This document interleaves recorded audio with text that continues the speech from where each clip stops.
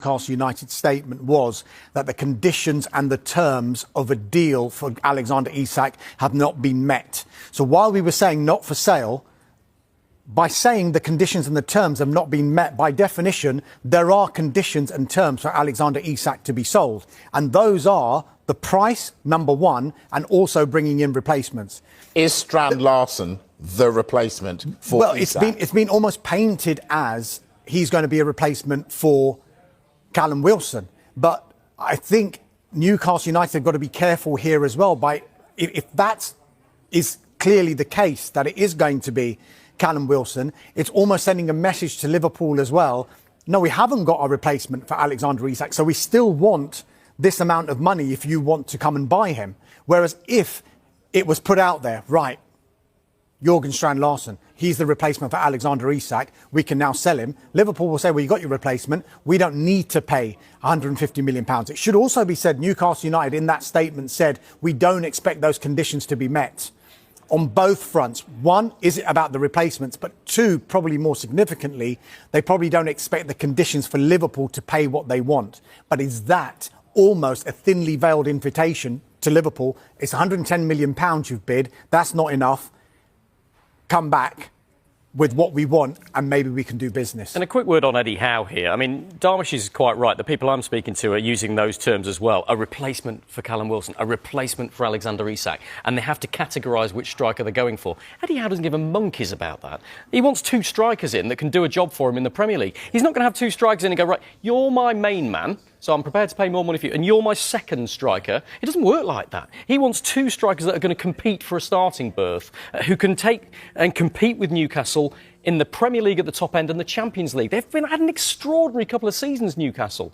They deserve to be celebrating where they are now, spending some of the riches that they've got and planning to really go at it in the Champions League. Instead, they're in a mess because of the Alexander Isak situation. Right. A lot of people say that's Alexander Isak's fault. Two questions, one for each of you.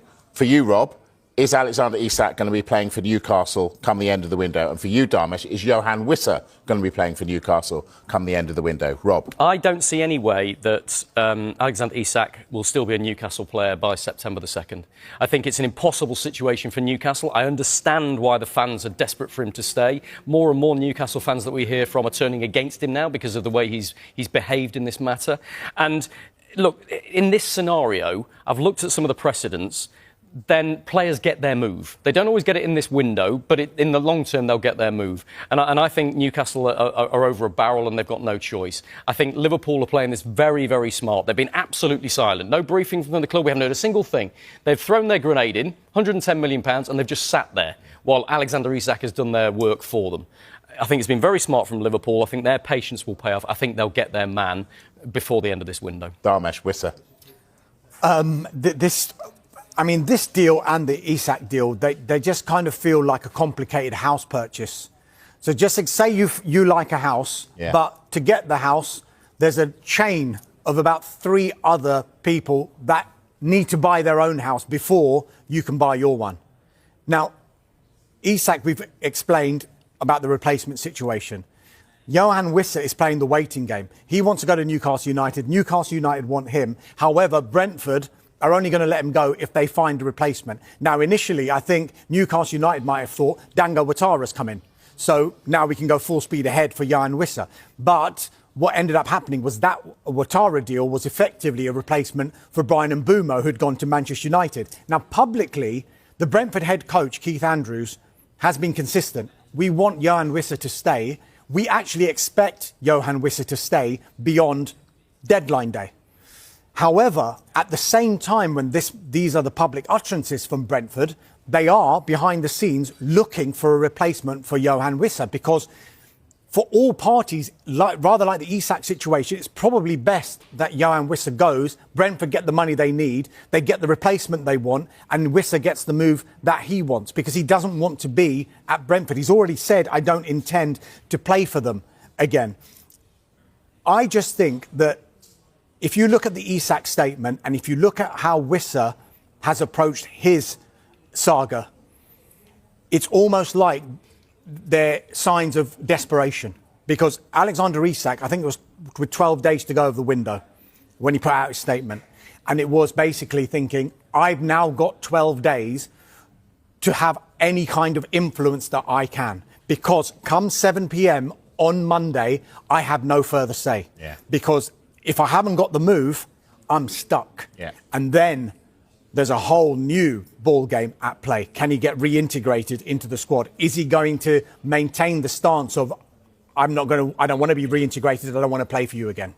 Whole world of pain ahead. The price for Alexander Isak is maintained, because if Liverpool see an Alexander Isak replacement coming in, then they think, well, you've got your replacement, we don't need to pay how much you're valuing Alexander Isak at. But what was interesting that is the Newcastle statement. I keep going back to it. After Alexander Isak made it clear that he felt there were promises that had been broken, Newcastle United said, no promises, we don't know anything about this. But significantly in that statement, they did say that the terms and the conditions of a sale have not been met. Now, as much as people will say, well, Newcastle United is saying Alexander Isak is not for sale, by putting in a statement the terms and conditions were not met, by definition means that there are terms and conditions to sell Alexander Isak. They also went on to say that the conditions of those sales, they don't expect to be met in this transfer window. So you can look at that in two ways. First of all, yes, he's for sale, but the conditions will be, can Liverpool match their valuation? Alongside, can Newcastle United bring in those replacements? We don't expect the conditions to be met. Is that a message to Liverpool? Well, if you meet those conditions, there's a deal to be done. When you look at the Wissa deal, when you look at the Isak deal, the one way I can compare it is when you're in a chain trying to buy a house. And there are like 4 chains involved in all of these deals. If one of those links breaks, you feel that everything else will fall by the wayside. So that's why it's so delicate with 5 days to go, why everyone is just waiting to see if a certain club can get a replacement. Can that open the door and unlock a potential deal for Jan Wissa to go to Newcastle United? But as I mentioned before, it was interesting that Alexander Isak, with 12 days to go, came out with that statement. And it's interesting how Johan Wissa has approached it in this transfer window as well, because those players feel that while the transfer window is open, that is their only opportunity to be able, they feel, to influence a move. Because come 7 o'clock on Monday night, the music stops. And if they haven't got their move, they're stuck. Just quickly then, give me a number percentage-wise that you think on this time next week that Wissa will still be Brentford and Isak will still be Newcastle.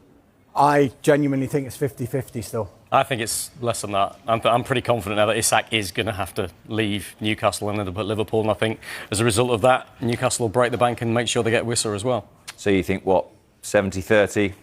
65-35, let's say. OK, great. Very exact. Sitting on the fence a little bit. All right. Liverpool remain interested in Crystal Palace defender Mark Gay. It's a big one. Harvey Elliott, Joe Gomez and Kostas Tsimikas are attracting interest from other clubs. Awful lot, and it's showing no signs of slowing down. So that figure there, 2.6 That is an awful lot. I mean, it's not just an awful lot, it is a record now for Premier League spending in a summer transfer window. It eclipses, I think, 2023 when it was around £2.46 billion. So that must be in all windows, because surely the summer's bigger than the winter. Sorry, in all windows, yeah. So this is officially a record, and it's beaten the previous record by over £100 million. And that £100 million, once upon a time, in itself was a massive spend in a transfer window. But now you're looking at huge spends in the Premier League, and this has been a growing trend as well. And I think it's kind of revisited since COVID, because we had that time during the COVID years where it was really, really difficult for clubs to spend. They were cutting their cloth accordingly.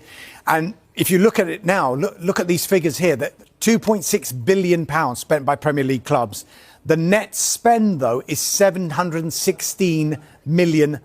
So from that, you can actually see that they are getting a lot of that money back as well. So they're selling really, really well. And we've used those two examples as Liverpool and Chelsea, two of the best sellers in this transfer Do we need window. to make more of that? That actually clubs are, because we talk about they spent this much and that much, but actually they're recouping money. The Premier League would like us to make a lot more of that. We should. They think it's a little bit misleading when we put up £2.6 billion because the net spend is what matters. There's always going to be a trading in and out.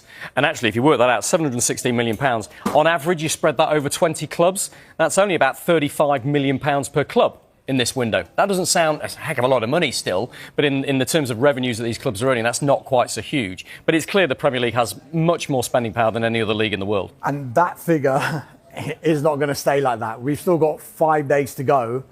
I hazard a guess that if certain deals, which we expect to happen, do happen, there could be a 3 at the front of that figure as well. It could go past 3 billion even. Goodness. Gentlemen, it's been an absolute pleasure. Thank you very much for that.